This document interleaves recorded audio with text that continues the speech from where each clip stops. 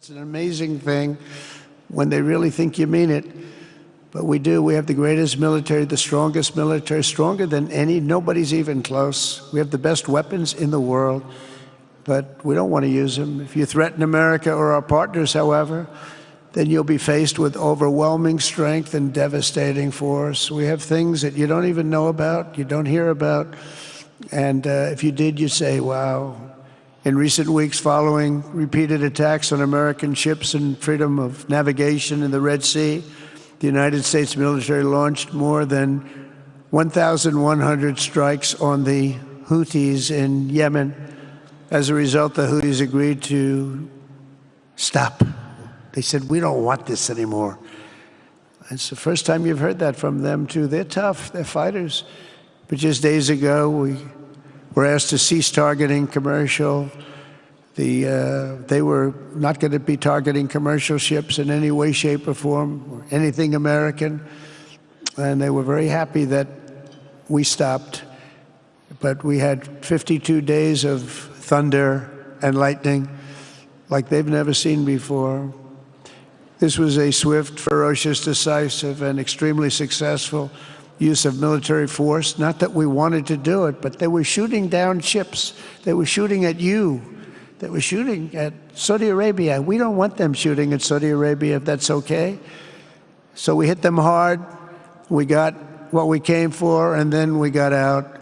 Since January 20th, the U.S. military has terminated 83 terrorist leaders operating across Iraq, Syria, and Somalia, including ISIS's #2 global leader. You read about that just recently. With the help of Pakistan, we apprehended the ISIS terrorists responsible for the attack on 13 American service members at Abbey Gate, that horrible, horrible disaster.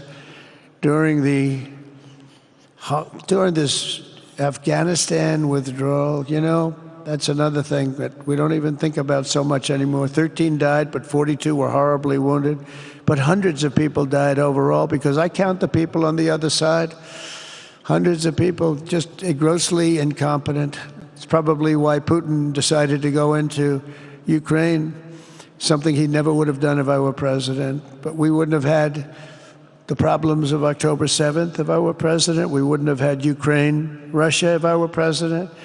We wouldn't have had Abbey Gate, because there wouldn't have been any reason we were getting out, but we were getting out with dignity and with strength and power. But the way they got out was not good. I think it was the most embarrassing moment in the history of our country. And we've been working tirelessly to bring back all hostages held by Hamas. We brought back a lot already, but we're bringing back more. This weekend, we successfully negotiated the release of the last American hostage, Edan Alexander. Just came out a few hours ago, and we continue to work to get that war ended as quickly as possible. It's a horrible thing that's taking place. All civilized people must condemn the October 7th atrocities against Israel, which would never have happened again if you had probably a different president, but definitely if you had me as president. The people of Gaza deserve a much better future, but that will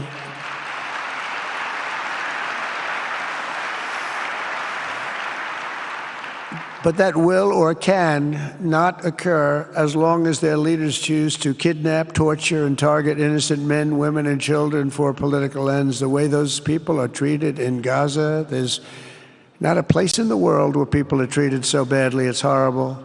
After years of suffering, two of the nations most ravaged by terror are finally beginning to end their long nightmares under the new generation of leaders. In Lebanon, where a friend of mine has just become the ambassador. He's going to be great. I said, you know, that could be a very dangerous job. He said, I was born there. I'm Lebanese. I love that country. I said, but it's very dangerous. You know, this is a friend of mine from New York. I said, but it's very dangerous. Are you sure you want to do it? I never thought of him as being a warrior, but he is a warrior. He loves his country. He said, if I'm injured or die, I'm dying for a country that I love. He grew up there.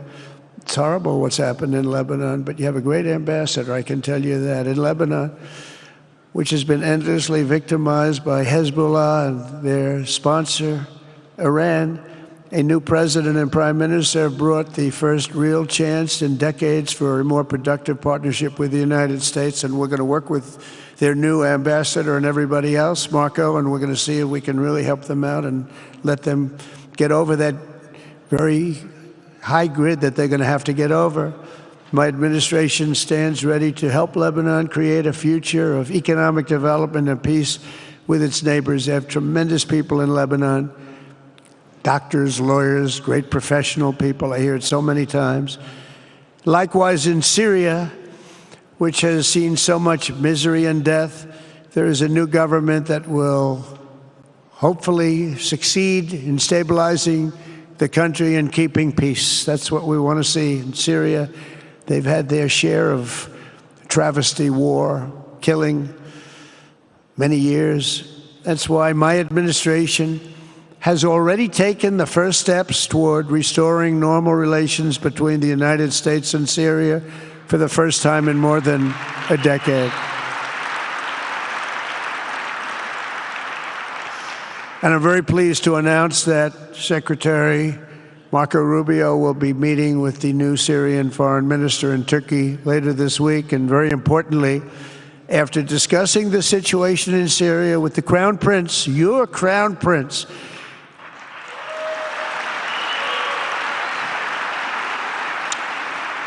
and also with President Erdogan of Turkey, who called me the other day and asked for a very similar thing, among others, and friends of mine, people that I have a lot of respect for in the Middle East, I will be ordering the cessation of sanctions against Syria in order to give them a chance at greatness.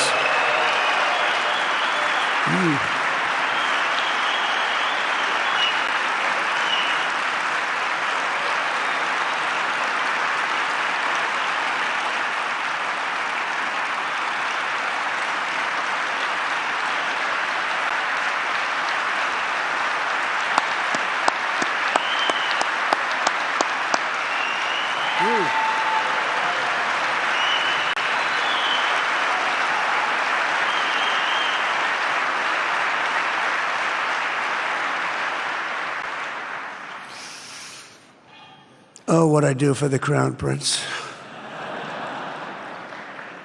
The sanctions were brutal and crippling and served as an important, really an important function, nevertheless, at the time. But now it's their time to shine. It's their time to shine. We're taking them all off, and they're going to have, I think they're going to have, based on the people and the spirit and everything else that I'm hearing about. So I say, good luck, Syria. Show us something very special like they've done, frankly, in Saudi Arabia. Okay? They're going to show us something special. Very good people.